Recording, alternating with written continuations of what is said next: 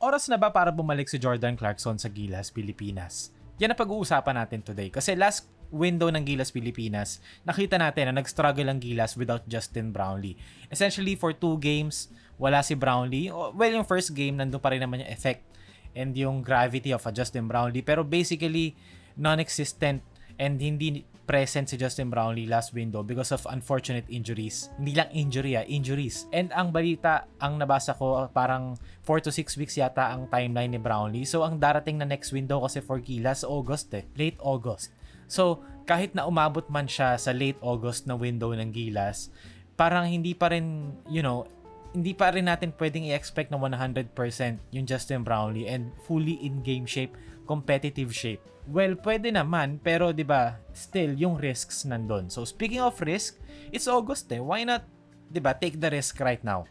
Itong upcoming August window for Gilas Pilipinas, para sa World Cup hopes ng Gilas, itong window na to must win. Dapat mag 2-0 sila dito. And ito na yung time para sa akin to take such a risk kahit na gumastos sila to put the best team possible. Kasi itong August window na to, if ma 2-0 nila to yung darating na November window, yes, must win pa rin yun pero mas magaan na yung bit-bit nila sa likod. And why not, di ba? Bring Jordan Clarkson back in. Marami magsasabi, yung sistema iba na kasi si Chot noong 2023, it's Team Cone right now. Pero I'd argue, Jordan Clarkson is so good of a player na willing kang palitan ng onte at medyo i-fit sa kanya yung sistema.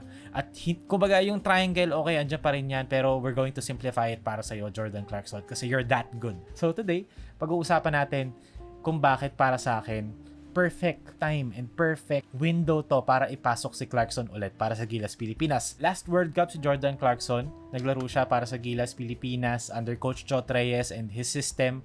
Nag-average siya ng 26 points, 4.6 rebounds, and 5.2 assists. Ang pinakamalaking bagay kasi with Jordan Clarkson, proven na yan 6 Man of the Year, NBA champion, buong karir ni Jordan Clarkson, reliable scorer siya off the bench. Mas better talaga siya off the bench. Pero kung ilalagay mo siya sa FIBA competition, ibang usapan talaga yon, ibang level ng talent si Jordan Clarkson.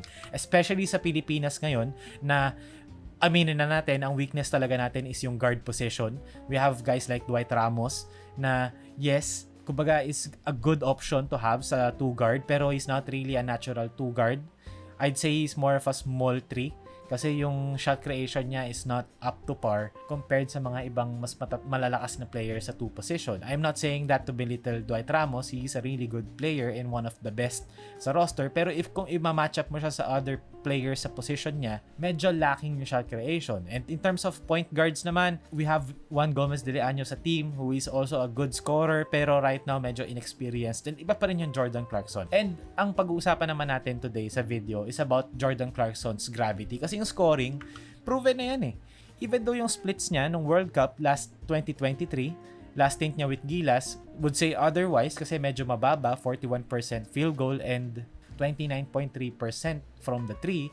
Pero yung 41% field goal to me is enough considering ganong kadami yung attempts na kinukuha niya. And yung 29.3 3 points naman kasi, hindi rin naman sobrang necessary to shoot on a very high clip kasi yun nga mataas yung attempts ni Jordan Clarkson and yung gravity niya, he attracts multiple defenders. And with arguably a better supporting cast ngayon 2026 kumpara nung last World Cup, I think mas mag-open up yung floor for JC whenever he's going to create a play for himself or for others. With players like Kevin Kiambao, si Tamayo, si Juan Gomez de Leaño, kumbaga ngayon mas maraming better kick-out option si Jordan Clarkson kumpara nung 2023 World Cup.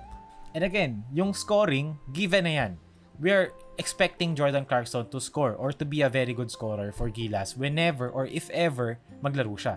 So, ang pag-uusapan natin actually today, yung gravity ng isang Jordan Clarkson. Kasi I think ang pinaka-importanteng skill set for a star player, mapa PBA yan, NBA, FIBA, kahit anong competition, for a go-to guy, ang pinakamahalagang trait or quality is to attract full commitment double teams. And for Jordan Clarkson sa Gilas Pilipinas, we can expect defenses to really, overreact. And makikita nyo dito, 3 yung sumalubong kay Jordan Clarkson. We can expect defenses to bring multiple defenders up to 3 or more. Di ba makikita natin, this is a simple dribble drive from Jordan Clarkson. May drag screen. Hindi nga drag screen Go screen lang yun kasi dapat sa kabilang side. Pero din drive na ni Jordan Clarkson 'Di ba? Dalawa na draw niya, yung defender ni Kai Sotto, yung initial defender ni Jordan Clarkson, and another player, si Kyle Anderson, na nag-backdoor si AJ Edu dahil tatlo nga yung defender ni Clarkson, and easy basket for AJ Edu because of Jordan Clarkson's gravity and ability to draw multiple defenders. Again dito, Judmar JC pick and roll, dalawa na draw ni Jordan Clarkson dito, o 2 on the ball.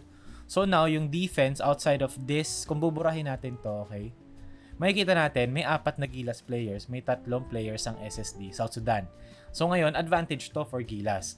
If pagsalo ni Edu rito, long close out sa kanya, pwede siya mag-drive dito, extra pass kay Junmar, or kick out kay Scotty sa corner, mag-rotate to, may isa pa kay Jamie Malonzo. Dahil may advantage sila sa tao, 4 versus 3. Because si Jordan Clarkson nakakuha ng 2. So for a star player, very important yon na mag-generate ka ng advantage and draw multiple defenders. Kasi if hindi, di ba, yung defense, kaya nila maging honest, kaya nilang hindi mag-help, kaya nilang hayaan yung Gilas na, okay, bahala kayo dyan. Which, yun yung nangyari nung Australia game na parang okay, wala namang threat dito na pwede kami mag-double team or required kami mag-double. So bahala kayo, mag-1-on-1 lang tayo buong laro. 'Di ba? Talunin nyo kami 1-on-1. And if ganun man yung maging defense ng kalaban ng Gilas kay Jordan Clarkson, I think confident ako na kaya ni Jordan Clarkson mag-succeed as a 1-on-1 player. So that gives Gilas, 'di ba? 1, scoring option kay Jordan Clarkson if ever hindi mag-draw ng double team, and 2, a very solid playmaker of the dribble and of the transition of the fast break with Jordan Clarkson as well kapag makapag-draw siya ng double team. Pagay dito, 2 defenders yung tao ni Kai, sumalo kay Jordan Clarkson, AJ Edu diving to the baskets, libre ngayon si Kai Sotto dito. And another player had to come over kasi libre si Kai, nakadraw ng foul. Makikita natin dito another ball screen para kay Jordan Clarkson from AJ Edu, na-draw niya si number 33. So, nag-switch. Number 33, tinalo ni Jordan Clarkson off the dribble. So we can expect this guy to cover Jordan Clarkson, AJ Edu, and this guy to come over to Kai Sotto para mag-tag, para saluhin. Kasi magka-come over to help the helper. So ngayon, yung tag si number 0, na libre si Roger Pugoy sa corner. And being an NBA player, yan ang pinakamagandang NBA player skill. Being able to do a skip pass in traffic. Yan yung hindi nagagawa masyado sa PBA.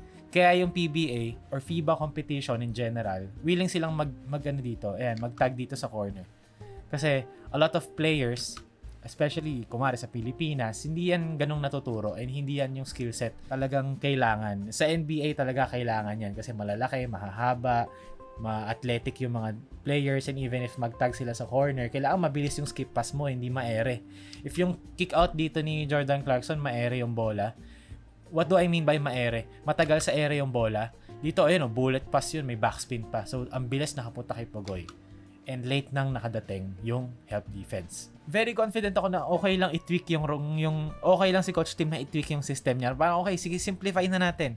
Let's just do simple pick and rolls, 2-man game, handoffs. Basta Jordan Clarkson, draw 2 defenders and do the right play. Make the right pass. Kaya ako personally, ngayon, ito pangarap kong mangyari. Makalaro ulit si Jordan Clarkson sa August window. Kasi this gives Gilas a very high chance na mga 2-0 nila tong window na to. And pagdating ng November, hindi na ganong sobrang laki ng pressure. If ever, kung maaaring ma-split nila yung August, diba? Ibang usapan eh. Pero ito, having Jordan Clarkson in, number 1, buhay ang usapan, buhay ang balita, mananalo Gilas, and hindi na ganong sobrang laki ng pressure sa November. Hopefully, they make the World Cup. Kasi if hindi, nako, hindi ko na alam. Baka maging Gotham City ang Pilipinas. Well, hindi naman.